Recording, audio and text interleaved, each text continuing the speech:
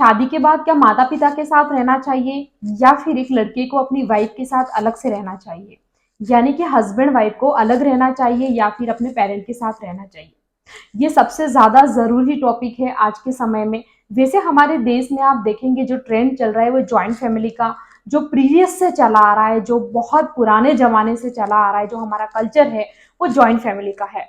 मतलब कि जितने भी ब्रदर या सिस्टर या फिर मदर फादर हैं एक ही घर में एक ही साथ रहते हैं। अगर उसमें से किसी एक की शादी होती है, जैसे किसी ब्रदर की या किसी बेटे की शादी होती है, तो उसके साथ जो बहू आती है वो भी उन्हीं के साथ उसी घर में रहती है। ये पुराने जमाने से चला आ रहा ट्रेंड है कि माता पिता के साथ में बेटा और बहू रहेंगे। लेकिन हम यहाँ पे ये समझने की कोशिश करते हैं कि क्या ये जो चला आ रहा है जो चीज है वो आज अप्लीकेबल होती है, आज के समय में क्या वो चीज हमें फॉलो करनी चाहिए, क्या वो चीज सही है एग्जैक्टली।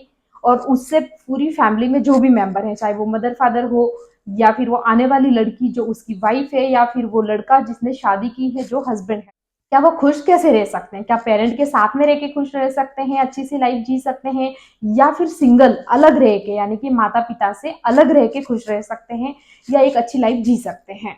तो यहाँ पे आज के समय में जो कॉन्सेप्ट है ना, न्यूक्लियर फैमिली का कॉन्सेप्ट है। यानी कि आजकल अधिकतर आप देखेंगे कि शादी होने के बाद लड़का या लड़की यानी कि हस्बैंड वाइफ पेरेंट से अलग रहते हैं। तो कई लोग उसे गलत नजरिए से देखते हैं। काफी ज्यादा लोगों का ये मानना रहता है कि शादी के बाद लड़का बदल गया है, अपनी वाइफ यानी कि अपनी जोरू का गुलाम हो गया है। इस नजरिए से, इस तरीके से बोला जाता है, टीज किया जाता है उसे। और लड़की को भी बोला जाता है कि काफी ज्यादा क्लेवर है, चालाक है, ऐसी है, आते ही हमारे लड़के को ले गई, ऐसा वैसा बहुत सारी बातें बोली जाती है। अब मैं यहाँ पे आपको एक ही बात कहना चाहती हूँ कि क्या आप खुद सोचिए कि क्या शादी के बाद लड़का लड़की का पेरेंट के साथ रहना जरूरी है।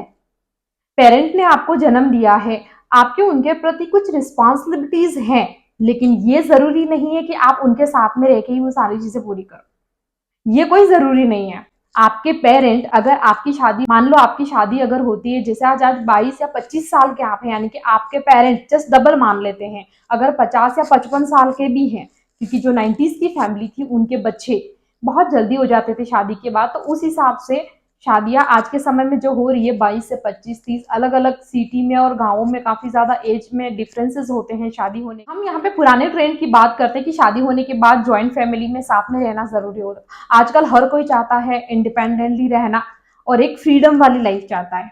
इसमें कुछ भी गलत नहीं है। अगर लड़की ऐसा सोचती है या फिर लड़का ऐसा सोचता है तो इसमें कुछ भी गलत नहीं है और ऐसा होना भी चाहिए। जरूरी नहीं है कि शादी के बाद आप पेरेंट के साथ ही रहो, और ऑब्वियसली रहना भी नहीं चाहिए, क्योंकि शादी होने के बाद आपकी फैमिली आने वाली उस लड़की या फिर आप अपनी वाइफ के साथ आपकी लाइफ होती है। पेरेंट आपकी लाइफ में हैं, उन्हें ब्लाइंडली आप उनसे प्यार कीजिए। उनको, उन्होंने आपको जन्म दिया है तो आपकी रिस्पॉन्सिबिलिटीज उनके प्रति है। पेरेंट के प्रति मतलब हमारे यहाँ पे जो कल्चर में देखा जाता है ना, कि जो लड़की है जिसको ये संस्कार दिए जाते हैं कि ससुराल में जाके तुम्हें अच्छे से खाना बनाना आना चाहिए, सास ससुर की सेवा करना यही तुम्हारा धर्म है, ये एक लड़की को सिखाया जाता है हमारे भारतीय संस्कार के हिसाब से, कि अगर तुम आगे जाके तुम्हें ठीक से खाना बनाना नहीं आएगा या फिर ये काम नहीं आएगा तो सास तुमको ऐसा बोलेगी, सास को लिए तुमको ये करना पड़ेगा, ससुराल वालों के लिए ये करना पड़ेगा, यही सिखाया जाता है। उसकी खुद की अपनी लाइफ का कोई वैल्यू नहीं, उसकी जो एक्सपेक्टेशंस हैं, उसकी जो इंडिपेंडेंसी है और अपनी लाइफ में वो किस तरह से अपने जो ड्रीम्स हैं उसकी कोई वैल्यू नहीं है। लड़की के पेरेंट भी ऐसा नहीं सोचते और लड़के के पेरेंट वो हमेशा सोचते हैं कि शादी के बाद भी लड़का उनका लड़का ही बन के रहे। वो किसी का हस्बैंड, शादी तो हो गई है, रिश्ता भी जुड़ गया है, लेकिन वो उसके साथ इस तरह से ना जुड़े। और ये संस्कार देके माता पिता लड़की को ससुराल भेज देते हैं और वो सोचते हैं कि अब हम बरी हो गए, हमने शादी करा दी, हमने बेटी को जो सिखाना था सिखा दिया, अच्छे से खाना बना लेती है, तो हमारी बेटी बहुत अच्छी है, सर्वगुण संपन्न है, सास ससुर की सेवा करेगी, पति जैसा कहेगा वैसा ही करेगी और ससुराल में जाके वैसे रहेगी। यही उसको शुरू से बचपन से सिखाया जाता है और इस तरह करके शादी करके उसे भेज दिया जाता है। अब जब वो ससुराल में जाती है तो वहां पे लोगों की एक्सपेक्टेशन क्या होती है कि बहू घर का सारा काम करे, खाना बनाए, मेहमान आए तो उसकी आवभगत करे, सास ससुर की सेवा करे, पति से ज्यादा बातचीत नहीं करे, डिस्टेंस मेंटेन करे, यानी कि घर वालों के सामने एक लड़की खुलकर अपने हस्बैंड से बात नहीं कर सकती, हंस नहीं सकती, मजाक नहीं कर सकती, कोई बात नहीं कर सकती। क्यों? अगर वो ऐसा करती है तो पेरेंट की डिसरिस्पेक्ट हो जाती है। भाई लड़के के जो माँ बाप हैं उस एंगल से अगर हम देखें तो ये माना जाता है कि चाहे शादी हो जाए लेकिन लड़का माँ बाप की तरफ ज्यादा अट्रैक्ट होना चाहिए, वाइफ की तरफ नहीं होना चाहिए। अगर वो वाइफ की तरफ ज्यादा अट्रैक्ट है इसका मतलब वो जोरू का गुलाम है। उसे सुनने को मिलता है, यानी कि लड़की को भी और लड़के को भी। बेचारा लड़का दोनों ही चीज के बीच में फंस जाता है। अब उसको ये दिखाना होता है, समाज में ये दिखाना होता है कि वो अपने माँ बाप के पैर धो के पी रहा है, माँ बाप की तरफ ही है। वाइफ तो ठीक है, कोई बात नहीं, शादी हो गई है, आ गई है। और कहीं ना कहीं बैकग्राउंड से वाइफ को ये समझाना पड़ता है कि यार एडजस्ट कर लो, ये लोगों की थिंकिंग ऐसा है, ऐसी इनकी मेंटेलिटी, इस तरह से काफी ज्यादा मतलब शादी तो हो जाती है लेकिन वो जो हस्बैंड वाइफ हैं जिनने अपनी लाइफ की नए सिरे से शुरुआत की है वो अपनी लाइफ में खुशी नहीं रह पाती, क्योंकि फ्रीडम नाम की कोई चीज ही नहीं है। उनकी शादी और उनका जो रिलेशन है वो पूरा घर वालों के हिसाब से चलता है कि घर वालों का मान सम्मान इज्जत ये सब मैटर करता है। तब यहाँ पे कोई ये नहीं सोचता कि इनकी शादी हुई है तो इनकी अपनी लाइफ है, इनकी कुछ डिजायर्स हैं, चाहे वो फिजिकल हो गई या मेंटली हो गई या फिर इनकी कुछ और भी चीजें, कोई ड्रीम कोई सपने अपनी लाइफ को लेकर हो सकते हैं। उस बारे में कोई नहीं सोचता।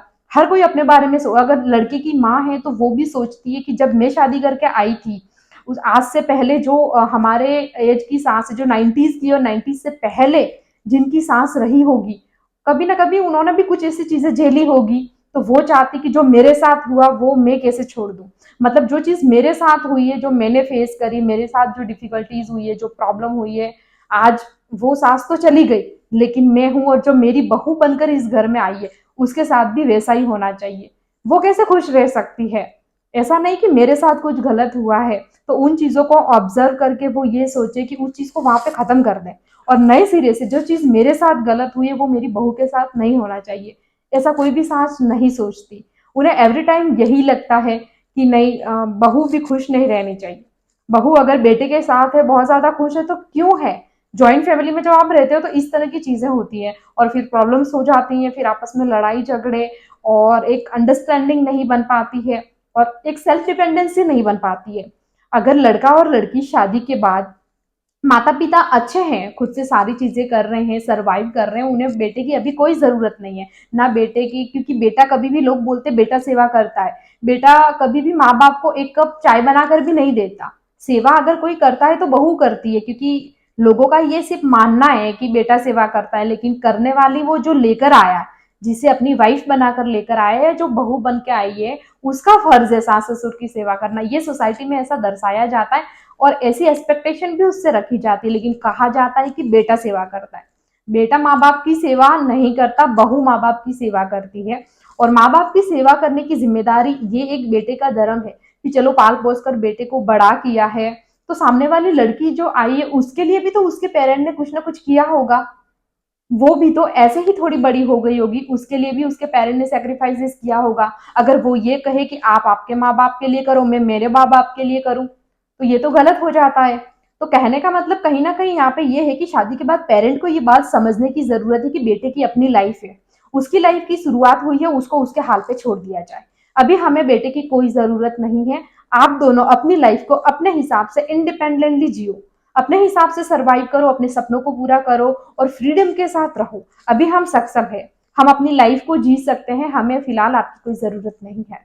बूढ़ा माँ बाप कौन होता है? बूढ़ा माँ बाप वो होता है जो बिल्कुल बिस्तर में से उठ नहीं सकता, जो खुद से उठ के बाथरूम नहीं जा सकता, अपने हाथों से खाना नहीं खा सकता। ऐसी कंडीशन हो जाती है तब माँ बाप को कहीं ना कहीं बेटे की जरूरत होती है। और ऐसे टाइम पर बेटे को अभी के समाज के हिसाब से आने वाले समय में तो ये भी चीजें नहीं होने वाली है, लेकिन इसमें दो तरह की चीजें होती है। अगर माँ बाप कुछ ना कुछ चीजें अपनी लाइफ में, जैसे कि उनके पास एक अच्छा घर है, पैसा है, तो माँ बाप कहीं ना कहीं ये समझते हैं कि ये कल को बेटे को ही रहने वाला है, बहू को ही मिलने वाला है, तो गुलामों की तरह उनको रखना चाहते हैं कि हमारी सारी चीजें कल को आपको ही तो मिलने वाली है, तो आपको ये चीज करनी पड़ेगी, हम जैसे कहेंगे हमारी चलेगी, हम जैसे कहेंगे वैसे आपको रहना पड़ेगा। ये कहीं ना कहीं थॉट बना हुआ रहता है। तो यहाँ पे कहीं ना कहीं ये चीज रहती, कभी ना कभी माता पिता के पास जैसे बहुत अच्छी संपत्ति है तो वो बेटे के मन में भी ऐसा लालच रहता है कि अगर मैं माँ बाप से ज्यादा कनेक्ट नहीं रहा तो पता नहीं कि मुझे वो सारी चीजें मिलेगी भी कि नहीं। तो हमेशा ये चीजें फैमिली में चलती रहती है, अपनी पर्सनल लाइफ के बारे में कोई नहीं सोच पाता है। तो यहाँ पे अल्टीमेटली कहने का मतलब ये कि शादी के बाद इंडिपेंडेंटली रहना ज़्यादा बेटर होता है। कि अगर कोई लड़की है, उसके अपने बहुत सारे सपने होते हैं, वो कुछ चीज़ें, कुछ उम्मीदें लेकर आपके साथ जब लाइफ में आती है, तो आपको उसके बारे में सोचना चाहिए कि आप जब इंडिपेंडेंटली रहते हैं, चाहे आपकी जो भी स्थिति, आप उसे क्लियर करें। आप जितना भी कमाते हैं, जितना भी खर्चा आप कर सकते हैं, जो भी चीज़ें हैं, क्लियरिटी के साथ जब आप उन्हें अगर शेयर करते हैं, चाहे आप 1 बीएचके फ्लैट में रह सकते हैं, उनके साथ रहिए, या फिर आप किसी भी तरह की लाइफ, लेकिन सिंगल रहिए, हस्बैंड वाइफ। इससे क्या होता है कि आप इंडिपेंडेंटली लाइफ में आगे बढ़ना सीखते हैं, अपनी जिंदगी को अपने हिसाब से जीना सीखते हैं। और यहाँ पे कहीं ना कहीं सिंगल सर्वाइव करने से बहुत ज्यादा, क्योंकि जो लड़की है ना, वो भी अपने हिसाब से अपनी लाइफ को जी सकती है, अपनी मर्जी से काम कर सकती है, अपनी मर्जी से सो सकती है, उठ सकती है, पहन सकती है। तो कहीं ना कहीं वो जो क्लेश की चीजें हैं वो नहीं होती है। और लड़के का भी पूरा माइंड है ना, वो पूरा फोकस उसका जो अर्निंग या फिर जो भी उसके काम है उस पर वो कर पाता है। जॉइंट फैमिली में अधिकतर प्रॉब्लम होती है कि अगर जैसे मान लो कोई ऐसी लड़की है जो बहुत अच्छे से घर को संभाल लेती है, अच्छा खाना बना लेती है, सारी चीजें मेंटेन कर लेती है, तो कहीं ना कहीं घर वालों का जो या सास है उसका ये रिएक्शन, वुमेन्स में अधिकतर ये चीजें होती है कि अगर मान लो बहू ने बहुत अच्छा खाना बनाया, कुछ ऐसी चीजें बना दी, यार तो हमारे घर में तो हम तो इतने पैसे वाले नहीं है, हम तो नॉर्मल खाना खाते हैं, बेसिक खाना खाते हैं, ये आई है अमीर घर से, इस तरह के कुछ उसे टीज करेंगे। अगर सपोज मान लो बहू ऐसे जिसे अच्छा खाना बनाना नहीं आता, तो भी उसे टीज करेंगे कि इसके माँ बाप ने तो इसे कुछ सिखाया ही नहीं, कुछ आता नहीं है, सिखाना चाहिए, बेटी है, ससुराल में जाके आगे ये सब करना होता है, तो ये सब चीजें इसे आनी चाहिए थी। लेकिन ऐसा नहीं कि वो उसकी हेल्प कर देंगे। तो कहीं ना कहीं ये प्रॉब्लम होती है, और उस प्रॉब्लम में सबसे ज्यादा फ्रस्ट्रेट होता है वो मेल, यानी कि वो बेटा और वो हस्बैंड, जो दोनों के बीच में एडजस्ट नहीं कर पाता। वो दोनों को ही खुश रखने की कोशिश करता है, दोनों को, किसी को खुश नहीं रख पाता, और अपनी लाइफ पे तो फोकस ही नहीं कर पाता। अपनी जो डिजायर्स और चीजें वो पूरी तरह से लॉस्ट हो जाती है। उसकी अपनी फिजिकल रिक्वायरमेंट्स होती है, बहुत सारी ऐसी चीजें होती हैं जिस पर वो फोकस नहीं कर पाता, कहीं ना कहीं वो सारी चीजें लॉस्ट हो जाती है, एंड लाइफ अल्टीमेटली पूरी तरह से खराब हो जाती है। क्योंकि जब जॉइंट फैमिली में आप रहते हो और आपके माँ बाप, अगर आप माँ बाप की तरफ ज्यादा झुकाव रखते हो, तो आपको ये समझने की जरूरत है कि आपके पेरेंट हैं, उन्होंने आपको जन्म दिया है, तो आप उन्हें ब्लाइंडली लव करो, उनसे बहुत प्यार करो, जरूरत के समय उनके साथ में खड़े रहो, लेकिन अपनी लाइफ को भी देखो, अपने पार्टनर को भी देखो, उसकी खुशियों को भी देखो कि एग्जैक्टली वो क्या चाहता है। और लाइफ में सब कुछ छोड़ के आपके साथ अगर कोई आया है, तो फिर उसके लिए आपकी क्या रिस्पॉन्सिबिलिटीज हैं। आपको दोनों तरफ ये चीजें लेकर चलनी होगी। तो जरूरी नहीं है, आजकल जॉइंट फैमिली का जो ट्रेंड है वो धीरे धीरे लगभग खत्म होता जाता है। एटलीस्ट शादी के थोड़े समय, लॉन्ग टाइम नहीं, आप थोड़े समय फैमिली के साथ मतलब आते जाते रहो, बट डिस्टेंस में रहना ज्यादा बेटर होता है। क्योंकि फैमिली के साथ रहेंगे तो कलेश होना ही होना तय है, चाहे वो लड़की की तरफ से हो या फिर माँ की तरफ से हो, तो ये कलेश होना तय है। क्योंकि इंडियन जो मेंटेलिटी है ना, वो कहीं ना कहीं ऐसी है। क्योंकि सास को आप चाहे कितना भी कर लो, कभी खुश नहीं कर सकते। ये, और ये मेजोरिटी की बात है, यहाँ पे कोई फिर ये नेगेटिव चीज नहीं सोच सकता है कि मैं यहाँ कोई नेगेटिव पॉइंट ऑफ व्यू से नहीं बोल रही हूँ, लेकिन अधिकतर जो मेजोरिटी होती है ये होती है ना कि सास बहू से कभी भी खुश नहीं होती है। तो सिंगल रहना ज्यादा बेटर होता है, इससे आप चीजों को अच्छे से समझ पाते हो। इंसान की हर चीज अच्छी नहीं होती है, कोई इंसान की शक्ल सूरत अच्छी है तो आदत अच्छी नहीं है, कोई इंसान का थॉट बहुत अच्छे हैं लेकिन उसका काम करने का तरीका अच्छा नहीं है। तो आप हर किसी की तो रिस्पेक्ट नहीं कर सकते। बहू से हमेशा एक्सपेक्टेशन की जाती है कि वो सास ससुर की रिस्पेक्ट करे, तो जरूरी नहीं है, उनकी कुछ चीजें अच्छी हो सकती हैं, कुछ नहीं हो सकती हैं। तो कलेश होना तो तय है। या फिर वो जो लड़की आई है वो सर्वगुण संपन्न है, लेकिन फिर भी कुछ ऐसी चीजें हैं जो सास ससुर को पसंद नहीं आती है, तो भी कलेश होना तय है, और ऐसा होता ही होता है। इससे बेटर यही होता है कि सिंगल रहा जाए। और हस्बैंड वाइफ की शादी होने के बाद उनकी फैमिली अगर बोले, तो फैमिली होती है हस्बैंड वाइफ दो, इसके बाद उनके आने वाले बच्चे, जब तक उनकी शादी नहीं हो जाती है। शादी होने के बाद सिंगल हस्बैंड वाइफ ही फैमिली मेरे हिसाब से मानना चाहिए। क्योंकि आप सब पूरे को एक जून में सबको एक साथ लेकर चलेंगे तो कोई भी खुश नहीं रह पाएगा।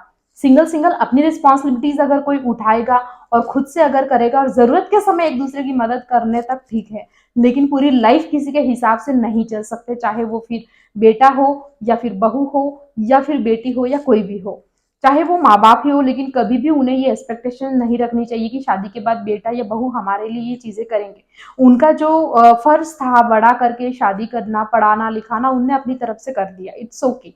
एंड आगे उनकी लाइफ वो जाने, उनके हिसाब से। आपके पास कोई अच्छे सजेशन है, ओपिनियन है, आप बच्चों को दे सकते हो, लेकिन बच्चों को इस तरह गुलामों की तरह नहीं रख सकते कि आपने उन्हें पाल पोस के बड़ा किया है तो वो आपके गुलाम की तरह रहे। आपका जो बेटा है मतलब वो वैसा ही करना चाहिए जो आप बोलो। अगर जरा सा उसने अपनी वाइफ के कहने के हिसाब से या उसके लिए कुछ कर दिया मतलब आपका बेटा पूरी तरह से गलत है। तो ये सोच कहीं ना कहीं गलत है, ऐसा बिल्कुल भी नहीं होना चाहिए। हमेशा शादी के बाद सिंगल रहने से बहुत फर्क पड़ता है, क्योंकि फिजिकल डिस्टेंस होता है फैमिली के साथ, तो मेंटल स्ट्रेस भी कम होता है। और कम से कम कुछ ऐसी एक दूसरे की जो चीजें हैं, किसी की अच्छी बुरी आदतें हैं, तो उनमें भी काफी ज्यादा डिस्टेंस होने की वजह से काफी प्रॉब्लम्स कम होती है एक दूसरे को, और सब लोग अपनी लाइफ को खुलकर जी सकते हैं। बूढ़े लोग जब बोलते हैं कि बूढ़े माँ बाप का सहारा, तो बूढ़े माँ बाप कोई 50 साल के, 45 साल के या फिर 60 साल के होने से बूढ़े नहीं होते हैं। वो बूढ़े तब होते हैं जब से उनका फिजिकल उनका साथ नहीं देता है, वो खुद से जब कुछ भी चीज करने में कैपेबल नहीं है, तो कहीं ना कहीं उम्मीद की जाती है कि बेटा उनके लिए करेगा। लेकिन वो तभी पॉसिबल है जब वो अपनी वाइफ को खुश रख सकता है, अपने आप पे अपने पैरों पे खड़ा है, वो सक्षम है, अपनी रिस्पॉन्सिबिलिटीज उठा रहा है, तो वो माँ बाप के लिए भी कर सकता है। आपने उसको पहले ही ऐसे गुलामों की तरह बना के रखा है कि बेटा वैसा ही करेगा जो हम कहेंगे, जिसे हमारे हिसाब से हमारी प्रॉपर्टी पे जी रहा है, हमने इसे बड़ा किया है, हमने इसके पीछे खर्चा किया और हम पूरा वसूलेंगे इससे, बुढ़ापे में सेवा करवा के वसूलना जरूरी है। ऐसा माँ बाप सोचते हैं, जबकि ऐसा नहीं सोचना चाहिए। सबका अपना अपना कर्म है, वो जैसा कर्म, आप अपना कर्म करके भूल जाइए, सामने वाला अपना कर्म अपने हिसाब से उसके ऊपर इंडिपेंडेंटली छोड़ दीजिए, उसे फ्रीडम दीजिए अपनी जिंदगी को जीने की। हर किसी को आजादी होनी चाहिए, हर किसी के अपने सपने होते हैं, जिंदगी जीने का तरीका होता है। तो हमेशा हर माँ बाप को ये चीज ध्यान रखनी चाहिए कि, और जो शादी करने वाले उन लोगों से भी मैं यही कहना चाहूंगी, हो सके तो शादी के बाद आपको इंडिविजुअल रहना ज्यादा बेटर होता है। क्योंकि पहले जमाने में लोगों की ये सोच रहती थी कि जब हम शादी करके आए थे तो हमारे पास तो एक ही घर था, साथ में बैठ नहीं सकते थे, बोल नहीं सकते थे, बाथरूम नहीं हुआ करते थे, ये चीजें नहीं हुआ करती थी, हमारे साथ तो ऐसा ऐसा हुआ। और वाकई में उस समय वो चीजें हुई है, लेकिन अब तो सब कुछ पॉसिबल है। अभी तो जमाना बदल गया है, अभी चीजें अवेलेबल है, आपके पास 4 BHK का घर हो सकता है, आप अलग से रूम में वाइफ के साथ रह सकते हो। जरूरी नहीं है कि आप माँ से चिपक के रहो तभी आप अच्छे बेटे बनोगे, ऐसा नहीं है। आप अपनी रिस्पॉन्सिबिलिटीज को उठाइए। तो ये सारी चीजें होती है, तो जो पहले हो रहा था वही चीज आज हो ऐसा जरूरी नहीं है। समय के फेर को और समय के हिसाब से चलते चलते हमें चीजों को एक्सेप्ट करना पड़ता है जो बदलावों के साथ आ रही है। और बदलाव भी ऐसे होने चाहिए जहां कहीं ना कहीं आपको थोड़ा सा बेनिफिट हो रहा हो। लाइफ को खुलकर जीना जिंदगी का सबसे मेन मतलब है, चाहे वो कोई भी इंसान। हर इंसान को अपनी लाइफ जीने का हक है। कोई किसी पे प्रेशर नहीं बना सकता है, दबाव नहीं बना सकता है कि मैंने तो तेरे लिए ये किया तो तू मेरे लिए ये कर, ये कोई जरूरी नहीं है। तो हर इंसान को ये चीज अपने दिमाग में रखनी चाहिए कि शादी के बाद इंडिविजुअल रहना ज्यादा प्रॉब्लमेटिक लाइफ को जॉइंट फैमिली में क्रिएट होने से ज्यादा बेटर है कि आप इंडिपेंडेंटली रहे। पेरेंट को भी हमेशा बच्चों को अपने हाल पे छोड़ देना चाहिए। जरूरत के समय एक दूसरे की मदद कर सकते हैं, अच्छी बात है। प्रेम होना चाहिए आपस में। रही बात रिस्पेक्ट की, एक्सपेक्टेशन आप किसी भी इंसान से करते हो तो जरूरी नहीं है कि हर बात पे वो आपको रिस्पेक्ट दे। जो चीज आप डिजर्व करते होंगे वो आपको मिलेगी, जो आप डिजर्व नहीं करते होंगे वो आपको नहीं मिलेगी। तो वहां पर प्रॉब्लम क्रिएट करके किसी और की लाइफ खराब करने का हक नहीं है, ना ही तो बहू को है और ना ही सास को है। तो सबसे पहले शादीशुदा लाइफ में आप जाने वाले हैं तो आपके माइंड में ये बात जरूर से आपको पता होनी चाहिए कि शादी के बाद ऐसा होता है। वुमन का जो माइंड थॉट रहता है वो बहुत अलग रहता है, मेल से काफी ज्यादा अलग रहता है। और इन प्रॉब्लम से बचने का सबसे बेस्ट तरीका यही है कि आप अपने वाइफ के साथ एक लाइफ की नई शुरुआत कर रहे हैं, नई जर्नी स्टार्ट कर रहे हैं, तो नए सिरे से अलग से कीजिए और पेरेंट को एक अलग कैटेगरी में रखिए। जरूरी नहीं है कि आप उनके साथ में रह के उनके साथ जैसे बचपन में रहते थे वैसे ही आज 25, 30 या 35 साल के होने के बाद रहें, तभी आप अच्छे बेटे कहलाएंगे। आप अच्छे बेटे ऐसे भी कहलाएंगे अगर आप अपनी लाइफ को अच्छे से लेकर चलेंगे, आने वाली उस लड़की के साथ आप रिस्पेक्ट से रहेंगे, अपने फैमिली को अच्छे से सर्वाइव करेंगे, तो भी आपकी कैटेगरी एक अच्छे इंसान में, एक अच्छे बेटे में, एक अच्छे पुरुष में ही होती है।